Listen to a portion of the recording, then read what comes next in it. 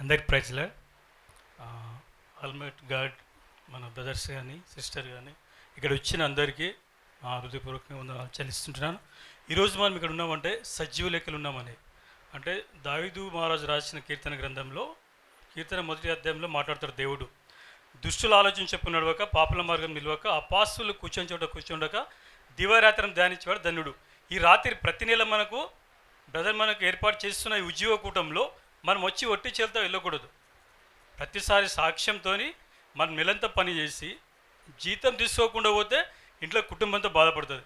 అలా కాకుండా మనం రాత్రి పగలు మనకు శుతించాలని శృతులు నేర్పుతున్నాడు బ్రదర్.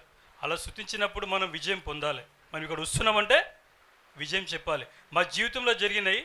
మా ముగ్గురు చిల్డ్రన్స్కి గవర్నమెంట్ సీటు ఎంట్రన్స్లో ఫ్రీ సీట్ ఇచ్చారు. ముగ్గురు రాశారు, ముగ్గురు సీట్ వచ్చింది ఫ్రీగా. పెద్ద బాబు ఇప్పుడు 9th క్లాసు, తను 2023లో రాశాడు. తను ఇప్పుడు 9th క్లాసు. తను లాస్ట్ ఇయర్ రంగా ఉత్సవం అని చెప్పేసి అని ఆ కలరు మ్యాచింగ్ కానీ, అది చేయడం కానీ, డిజైనింగ్ కానీ, ఆర్టిస్ట్ కానీ దాంట్లో ఇంటర్నేషనల్, నేషనల్ 2 అవార్డ్స్ కొట్టుకున్నాడు తను సోషల్ వెల్ఫేర్ నుంచి. ఇంకో లాస్ట్ ఇయర్ పాప కూడా ఎగ్జామ్స్ రాసింది, తను ఫస్ట్ క్లాస్లోనే వచ్చేసింది. ఇంకో విజయం ఏంటంటే మా బాబుకి కూడా తను 7th ఎంట్రన్స్ రాశాడు. 7th ఎంట్రన్స్లో తనకు సీటు అనుకో రీతిగా మంచి సెంటర్లో వచ్చింది. ఆర్సీఓ మేడం ఉండే సెంటర్లో వచ్చింది. అది మా విలేజ్కి 300 కిలోమీటర్ లాంగ్ డిస్టెన్స్. మాది జైరాబాదు, బీదర్ బార్డర్ దగ్గరలో. ఆ డిస్టెన్స్లో మేము వెళ్ళలేకపోతుంటాం.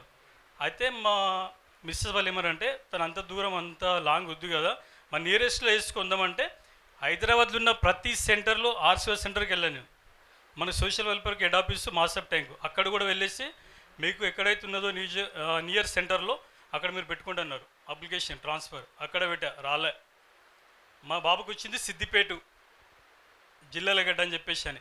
అక్కడికి వెళ్తే ఏమన్నారంటే, మేము టైం ఉన్నప్పుడు చెప్తామంటే ఇప్పుడు ట్రాన్స్ఫర్ లేవు, టైం పెట్టవచ్చు, రాకపోవచ్చు అని చెప్పేసి అన్నారు.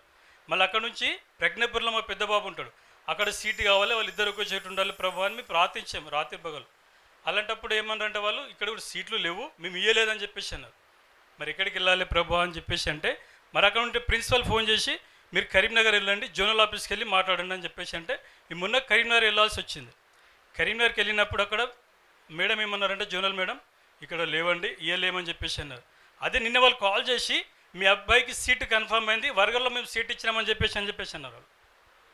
అది దేవుడు మాకు చేసిన మేలు. జీవితంలో ప్రతిసారి మీకు ఇక్కడ వచ్చినా మేము సాక్ష్యంతో రావాలని నేను మనస్ఫూర్తిగా కోరుకుంటున్నాను.